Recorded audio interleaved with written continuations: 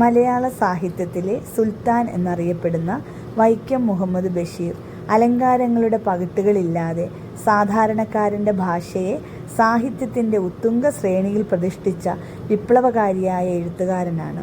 തൻ്റെ സംഭവബഹുലമായ ജീവിതാനുഭവങ്ങളെയും ലോകസഞ്ചാരങ്ങളെയും തനതായ ഹാസ്യത്തിൻ്റെയും ആർദ്രതയുടെയും നൂലിൽ കോർത്താണ് അദ്ദേഹം കഥകൾ നെയ്തത്. അക്ഷരപൂജാരിമാർ അതുവരെ മാറ്റി നിർത്തിയ സമൂഹത്തിൻ്റെ അടിത്തട്ടിലുള്ള മനുഷ്യരെയും അവരുടെ പച്ചയായ ജീവിത സാഹചര്യങ്ങളെയും ബഷീർ തൻ്റെ കൃതികളിലൂടെ സാഹിത്യത്തിൻ്റെ പ്രധാന ധാരയിലേക്ക് കൊണ്ടുവന്നു. പ്രകൃതിയെയും സഹജീവികളെയും ഈശ്വര ചൈതന്യത്തെയും ഒരുപോലെ സ്നേഹിച്ച ആ വിശ്വമാനവികതയാണ് ബഷീർ കൃതികളെ എക്കാലത്തെയും പ്രിയപ്പെട്ടതാക്കി മാറ്റുന്നത്. വലിയ സംസ്കൃത പദങ്ങൾക്ക് പകരം സാധാരണക്കാരൻ്റെ സംസാര ഭാഷയാണ് ബഷീർ ഉപയോഗിച്ചത്. പ്രത്യേകിച്ച് മലബാറിലെ മുസ്ലിം ജീവിത പരിസരങ്ങളിലെ സുൽത്താൻ്റെ തനത് പ്രയോഗങ്ങൾ മലയാള സാഹിത്യത്തിന് പുതിയൊരു ഭംഗി നൽകി. നിഘണ്ടുവിലില്ലാത്ത എന്നാൽ കേൾക്കുമ്പോൾ തന്നെ അർത്ഥം മനസ്സിലാകുന്ന ഒട്ടനവധി പദങ്ങൾ അദ്ദേഹം സൃഷ്ടിച്ചു. ലുട്ടാപ്പി, കുമ്മിണി, പ്രാപഞ്ചിക, പ്രൊപ്രൈറ്റർ, ഇമ്മിണി ബല്യ ഒന്ന് തുടങ്ങിയ പ്രയോഗങ്ങൾ ഇതിൻ്റെ ഉദാഹരണങ്ങളാണ്. വായനക്കാരെ പൊട്ടിച്ചിരിപ്പിക്കുമ്പോഴും അതിനുള്ളിൽ കരളലിയിക്കുന്ന ഒരു വേദനയോ വലിയൊരു തത്വചിന്തയോ ഒളിപ്പിച്ചു വെക്കുന്നതാണ് ബഷീറിൻ്റെ ശൈലി. എൻ്റെ ഉപ്പൂപ്പായ്ക്കൊരാനയുണ്ടാറുന്ന് ശബ്ദങ്ങൾ തുടങ്ങിയവ ഇതിന് തെളിവാണ്. ഒട്ടും സങ്കീർണതമല്ലാത്ത ചെറിയ ചെറിയ വാക്യങ്ങളാണ് അദ്ദേഹത്തിൻ്റേത്. ഒരു സുഹൃത്തിനോട് സംസാരിക്കുന്ന ഭാവത്തിൽ വായനക്കാരിലേക്ക് നേരിട്ട് സംവദിക്കാൻ ഈ ശൈലിക്ക് കഴിയുന്നു. മനുഷ്യരെ മാത്രമല്ല, പാമ്പിനെയും എലിയെയും മരങ്ങളെയും വരെ അദ്ദേഹം കഥാപാത്രങ്ങളാക്കി.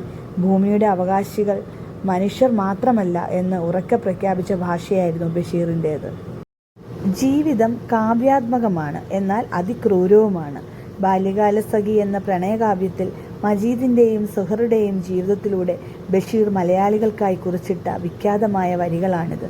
ജീവിതത്തിൻ്റെ സൗന്ദര്യത്തെയും യാഥാർത്ഥ്യങ്ങളെയും ഒരേപോലെ അടയാളപ്പെടുത്തുന്നതാണ് ഈ ഡയലോഗ്.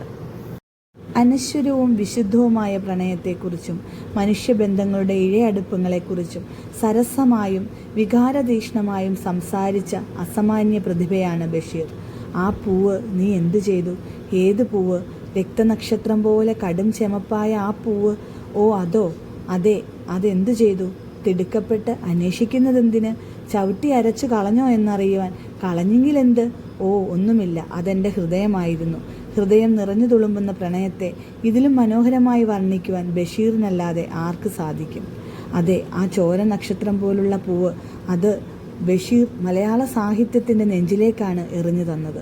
അതുകൊണ്ട് തന്നെയാകണം വർഷങ്ങൾ എത്ര കഴിഞ്ഞാലും ആ പൂവിനും ബഷീറിയൻ ഭാഷയ്ക്കും ഇന്നും ഒട്ടും വാട്ടം തട്ടിയിട്ടില്ല.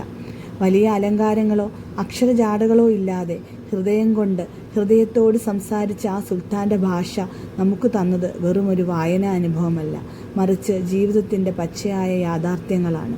ചിരിപ്പിച്ചും ചിന്തിപ്പിച്ചും കരയിപ്പിച്ചും ബഷീർ ഇന്നും നമ്മളിലൂടെ ജീവിക്കുന്നു. തൻ്റെ അനശ്വരമായ അക്ഷരങ്ങളിലൂടെ മാറ്റമില്ലാത്ത ഈ പ്രപഞ്ചത്തിലെ മാറ്റമില്ലാത്ത പ്രൊപ്രൈറ്റർക്ക് നന്ദി പറഞ്ഞുകൊണ്ട് മറ്റൊരു വീഡിയോയുമായി കാണാം. നമസ്കാരം.